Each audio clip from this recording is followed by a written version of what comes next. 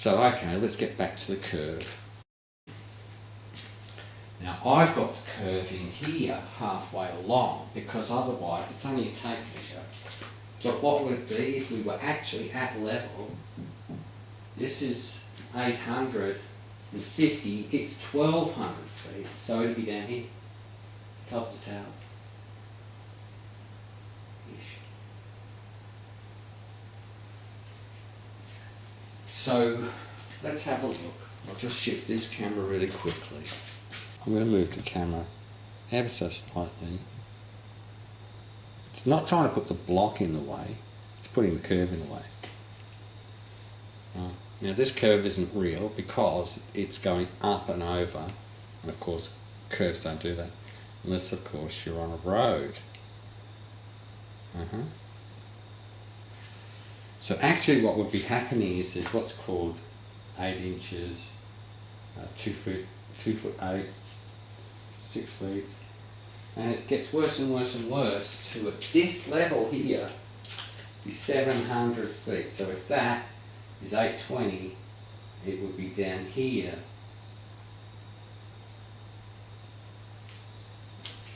Now, so then what are we seeing? We're seeing water in the foreground.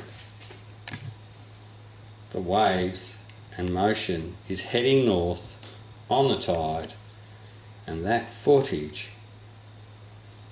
that we're seeing here block out the foreground is all this rippling in here. So let's just ripple some of it up a tad. Let's just put some stuff in there. Okay, so a little bit of motion in the ocean. Do you understand? That's what's blocking out your vision. That's is what's blocking out your vision, and certainly as you elevate the building you can see more of it. Anyway, I now know where the Doppler radar is, I've got to tell you, it smacks of beauty. Let's get back to the point. I'm not sure if I mentioned it or not. Here it is. And see? Actually, I should just zoom along here for a second. So now we've got a problem, you see, because of the globe. The globe.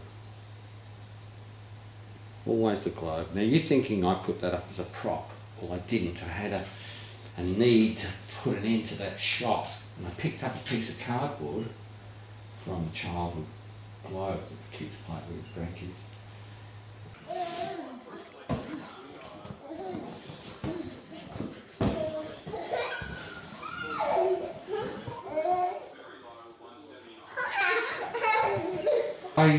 It was dark even. I picked it up, plonk. And then it said what it said, so I have adjusted the picture so we understand. But anyway, nonetheless, what I'm saying to you is that's technically what we're seeing. There is a lot more land. See the fuzziness going on in the picture just here? That's digital, because I had to put it on to 30 times to get the length of the table.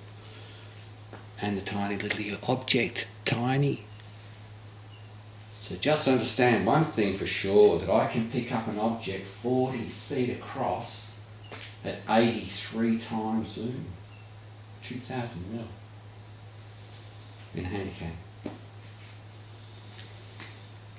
So here's the last point. I'll just raise this really quickly. Here is a circle. Here is divided by 360. That means a degree. So the Earth, we are told, is 24,901 miles at the equator, circumference. Divide that by 360 is 69.17 miles. And our object is at 46 miles. So you go, oh, 2/3. Gee. 2/3 exactly of 1 degree of arc. A degree of arc is now cut into minutes, so it's 40 minutes, 2/3 of 60, It's 40 minutes of arc away. And I've got pictures.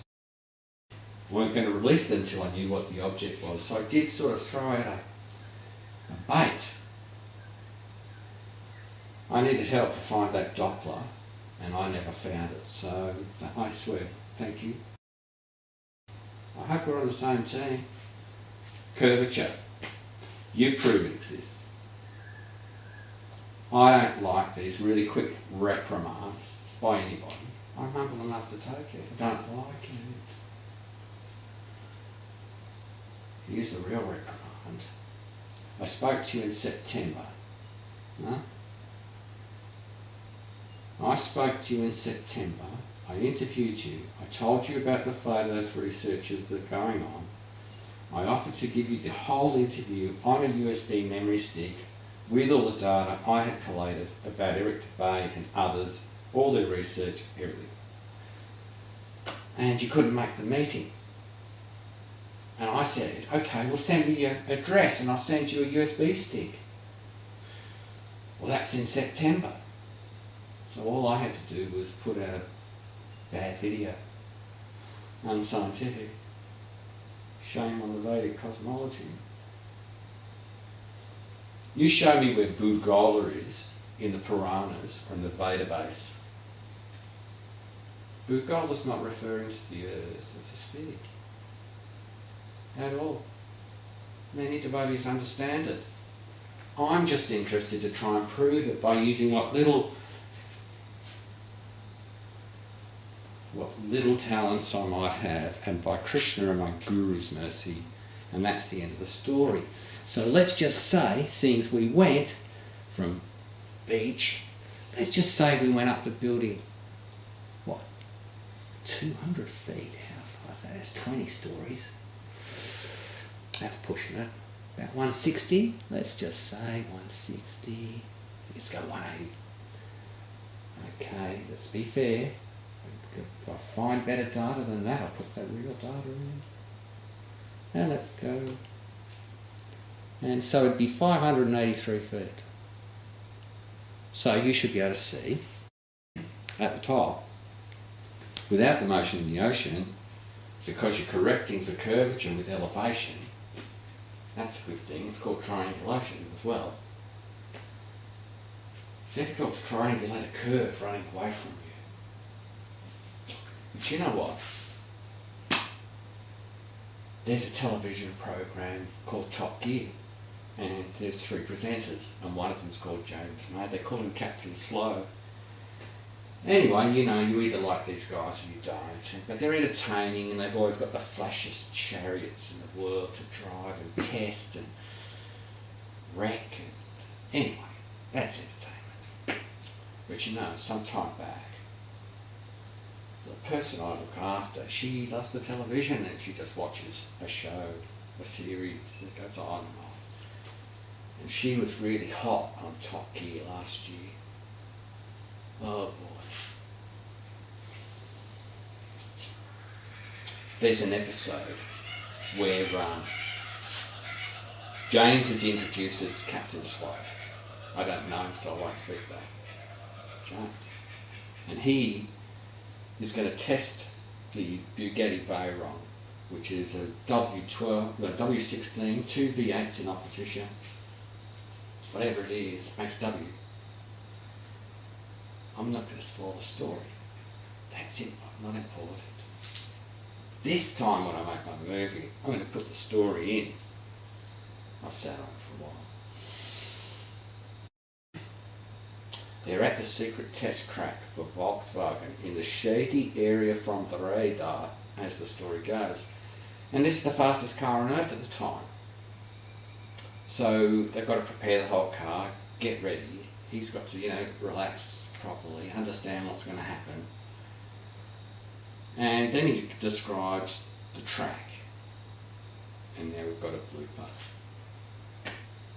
So, he describes that the track is made to the curvature of the Earth. Well, holy mackerel. Before I was even in a flat Earth, I heard that. I've gone, what? Everybody else builds flat roads except for James May's Volkswagen test track. He describes it, I won't spoil the video, and then they put the camera on the ground, down by his feet, and you can see the whole thing run away. You can't see the end of the road. It's only 5.6 miles long. You can't see 5.6 miles of curvature when you're on the ground as an ant. Maybe you see a better view when you're standing. I think you see a better view, but it's sort of a wide shot, so you don't see down the track. You won't see the end of the track. Not 6 feet high, you won't.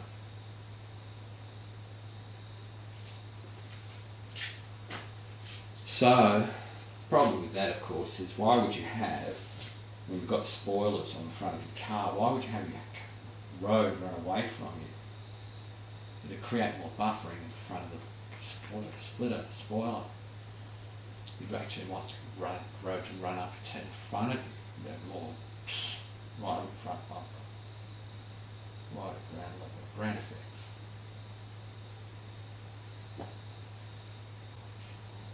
So the straight's 5.6 miles long,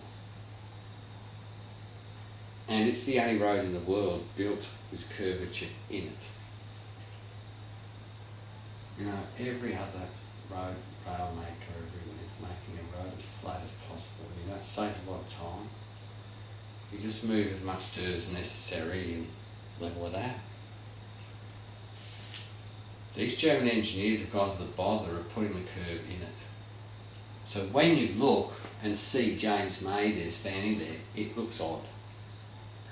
And then they put the camera to the ground. And you'll never see the end of the track, even at 5.6 miles. Because it actually does have curvature in it. I'll put the clip in the film. We're going to take the fastest production car in the world up to its top speed. That top speed is 253 miles per hour, much faster than a Formula One car.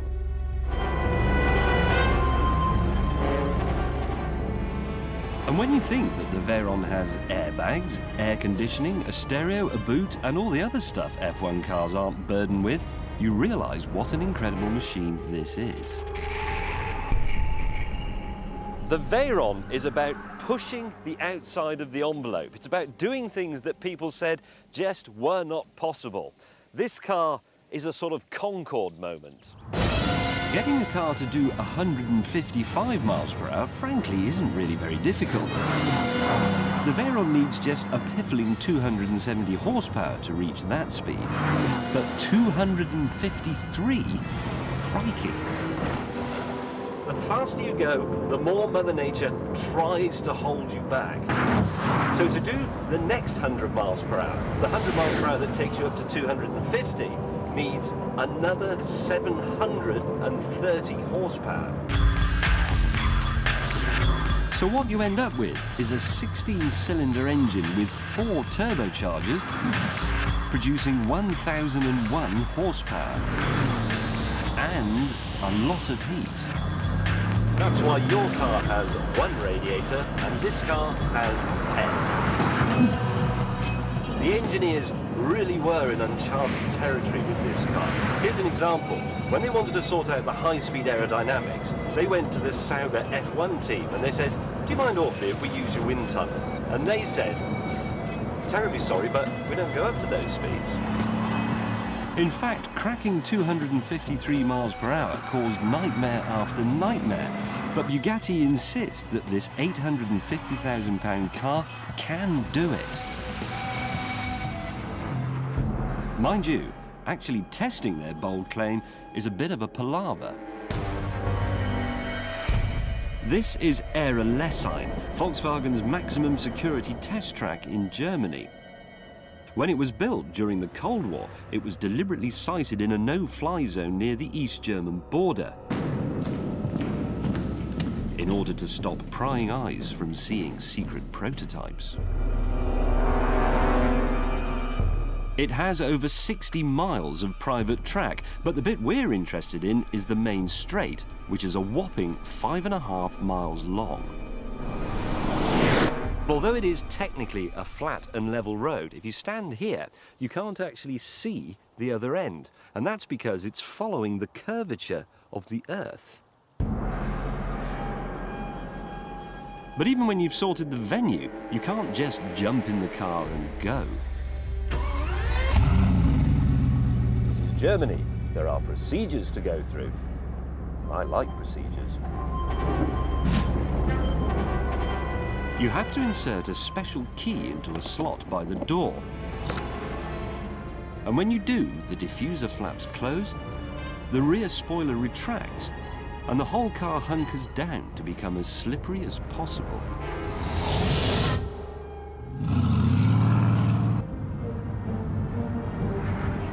The telemetry box we're using to record the speed measures in kilometers an hour, so the magic number we're looking for is 407. Right, ladies and gentlemen, here we go. I'm approaching the banking at the top of the circuit. I have to do this at 200 kilometers an hour, that's about 120. Around the banking, look for my acceleration point, then give it the beans down the straight.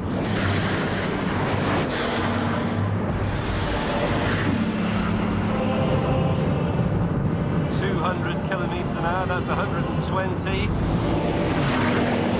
Let's get the car settled. Fourth gear, 5,000 revs.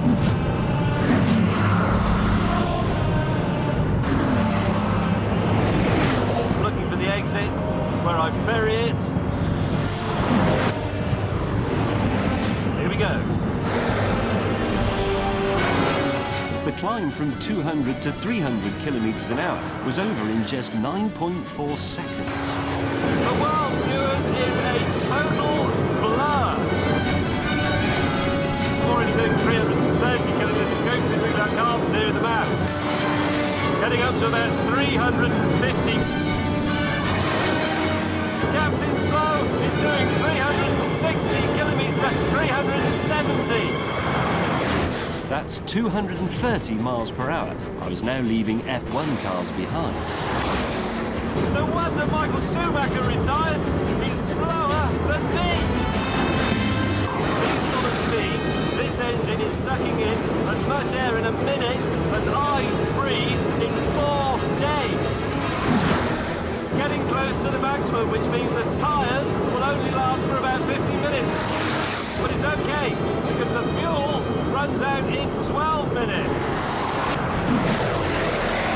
This is a road car and I'm getting up to 404.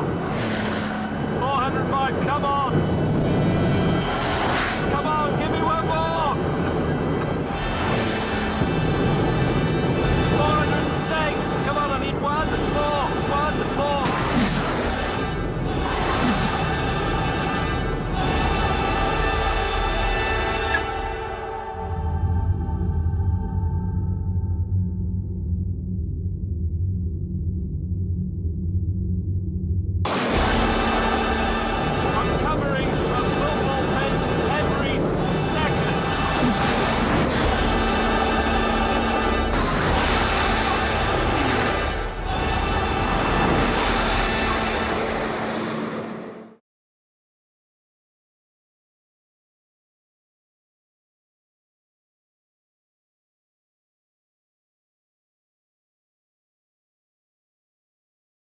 Although they never met, Andrea's mentor was this man, Samuel Burley Rowbottom, better known throughout the scientific community as Parallax.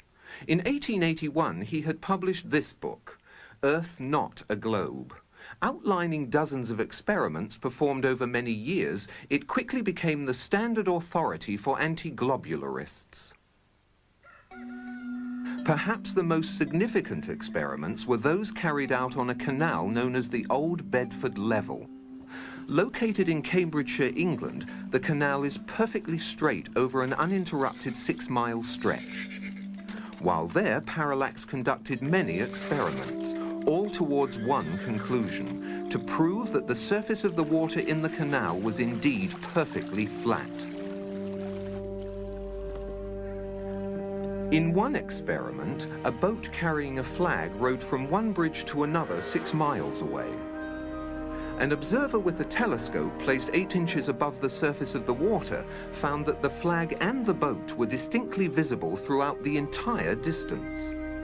If the Earth is a sphere with a circumference of 25,000 miles, then over a distance of 6 miles, the second bridge should mathematically be 16 feet below the observer's eye line.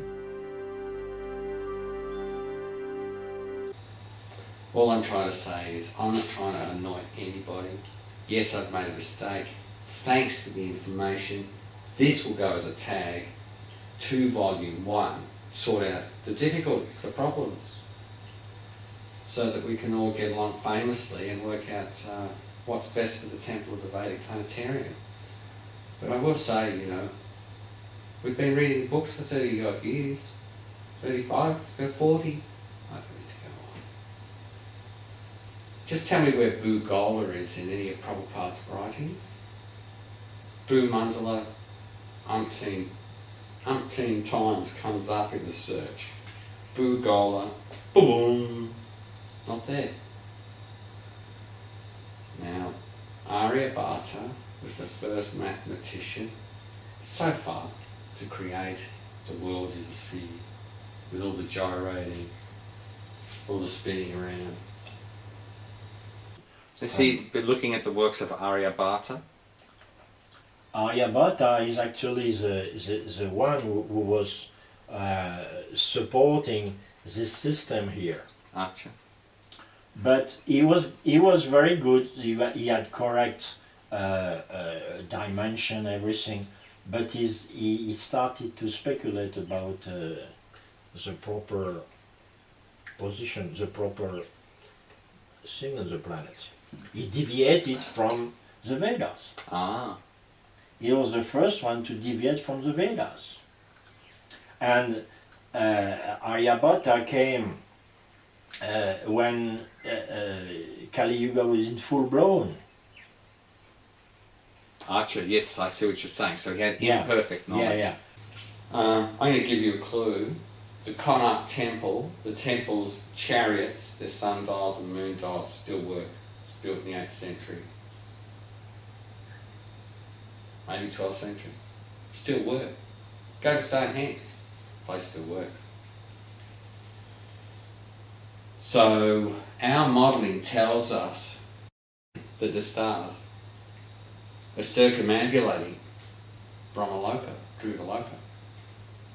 And the sun and the moon are circumambulating a globe. Now, one of those videos I noticed is actually the wrong way around. They say it goes in and out, and the video shows opposite. Small mistakes. If you listen to the dialogue, it goes like this. From the equator, the sun goes out and up. And then it starts coming down the slide again until it gets to the equator and goes down and in till it goes back to the middle, up. I'll see if I can get a video to show you what I'm talking about.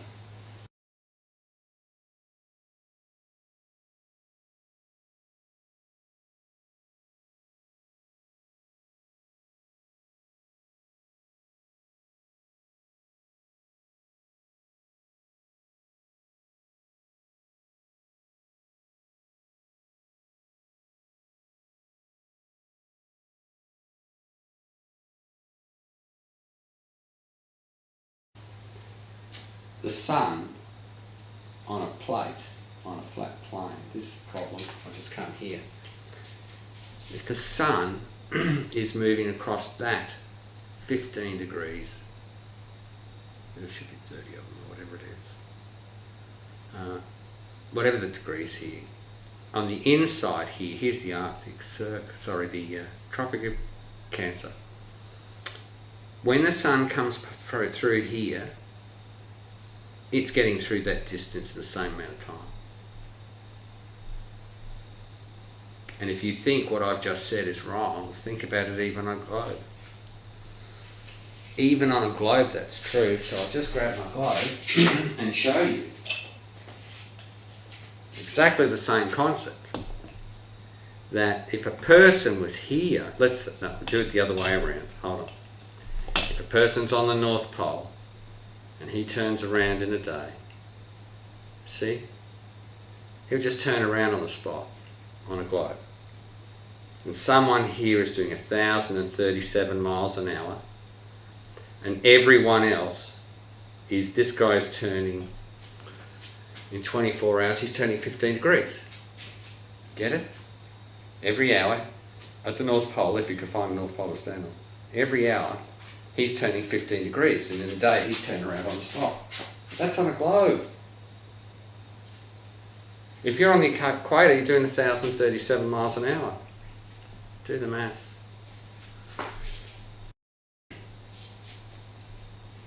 But anyone in between is travelling at a different speed. That's how they present it. I'm presenting that the sun's travelling at a different speed and a different angle.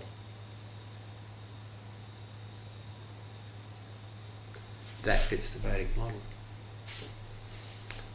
Meru, magnetic, whatever, north, however, centre, Polaris, Dhruvaloka, Brahmaloka, sun, one wheel. Well, of course, it's a round radius track. It only needs one wheel to go around. There's these amusement rides. They only need one wheel.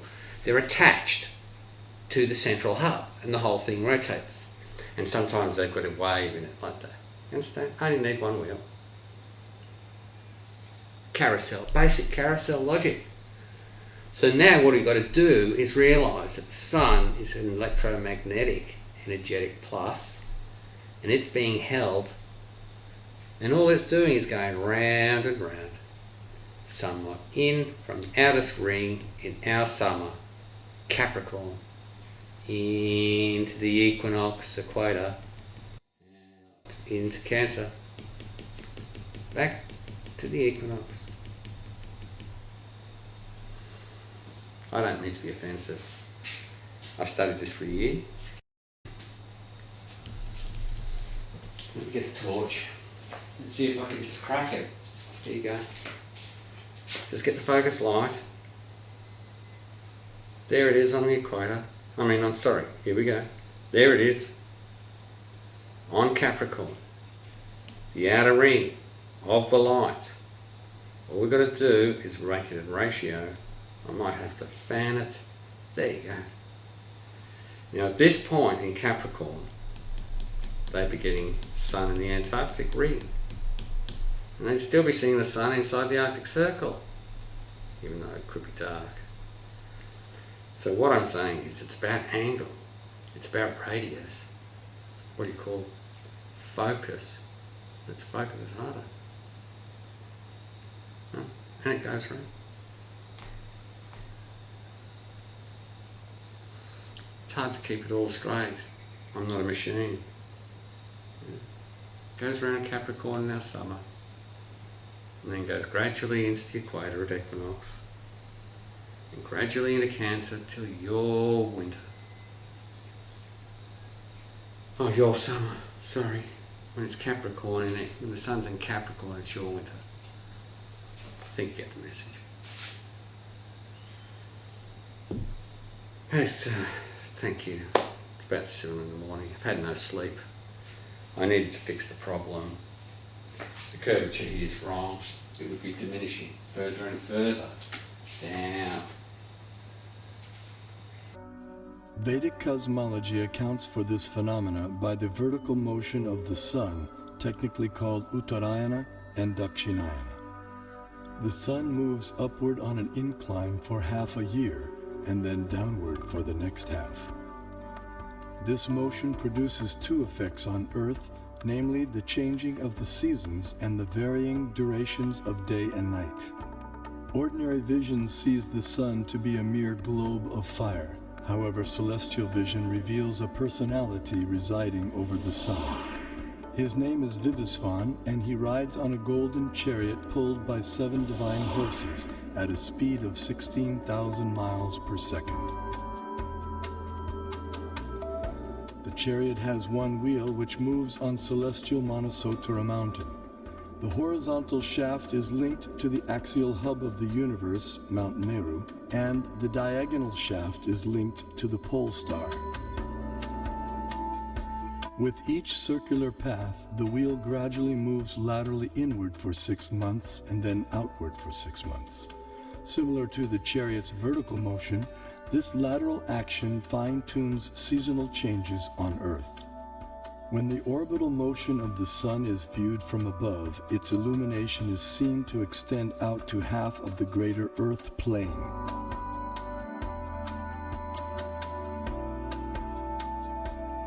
During its orbit, the Sun passes over the 4 cities situated in the 4 cardinal directions.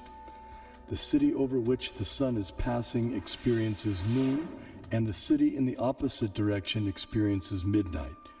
The 2 other cities experience sunrise and sunset. The zodiac is a conceptual celestial plate encompassing the entire sky. Like the face of a clock, the zodiac is divided into 12 divisions of 30 degrees each, called signs of the zodiac, or rashis. Each named according to the constellation of stars residing within them. These signs serve as a set of reference markers for measuring the movements of the moon, sun, and the planets. The zodiac completes one clockwise revolution of 360 degrees in every 24-hour period. The moon travels through the zodiac, but due to its slower angular velocity, it completes only about 347 degrees in 24 hours, falling behind by about 13 degrees. Hare Krishna. All glories to the temple of the Vedic Planetarium. All glories to Srila Prabhupada's incredible idea. Now let's get it right. So it's either a globe or a flat Earth. If it's a globe, you've got to explain heliocentric or geocentric. If you look at the movie called The Principle by, I can't think of his name, he's a Catholic doctor. I had his name on the tip of my tongue. He's saying that there is no heliocentric. Science has found evidence that Earth is the center of the universe. Science has found evidence that God exists. So why do they tell us we are insignificant? There's nothing special about humans. There's nothing special about the Earth. In fact, our universe may be one among many universes. And there's no evidence of planning or purpose in the universe. The Big Bang assumes that the only thing that exists is the physical world, and there's nothing beyond that. The truth is, we are significant. We are in a special place. I do believe that the universe was created by God. Always question the scientists and their foundations. They built their careers on this, and it would be admitting a major mistake. So they set up a satellite and they find out these temperature disturbances throughout the universe were all pointing to the Earth. Whoa, what is going on here? This cosmic microwave background is like we are seeing the fingerprint of God, the hallmarks of the Creator. Man is in a special location for presumably a special purpose. When I see how barren the other planets are and how bountiful the Earth is, something's different, and we're in just the right spot for it. We are in a special place. I do believe that. Science has said, stay over in this category here, and you cannot go into the God category, because that's going to destroy our science. Now that is controversial because anyone in the standard cosmology community would not even entertain such a notion. It's just too perfect to be a happenstance or a coincidence. This is the movie modern science doesn't want you to see. If you were paranoid, you'd say there's a conspiracy. As a matter of fact, you can go on some websites of NASA and see that they've started to take down stuff that might hint to a geocentric universe. I mean, how do you avoid this evidence? They have nowhere to go. It's the moment of truth for science. So, I'm keeping all options on the table. You are significant. Get the proof. Spread the truth. Click to download the movie now. No. They're all doing the dance here. There's electricity, some sort of cathode, anode going on between the sun and the moon. The sun, as it goes, creates vortices, like the waves off a boat. They go like this. Okay, so it looks like my computer's about had it, and I've probably had it. So on that note, Namaste, Hare Krishna. Thanks for listening. Hope I got all the points in.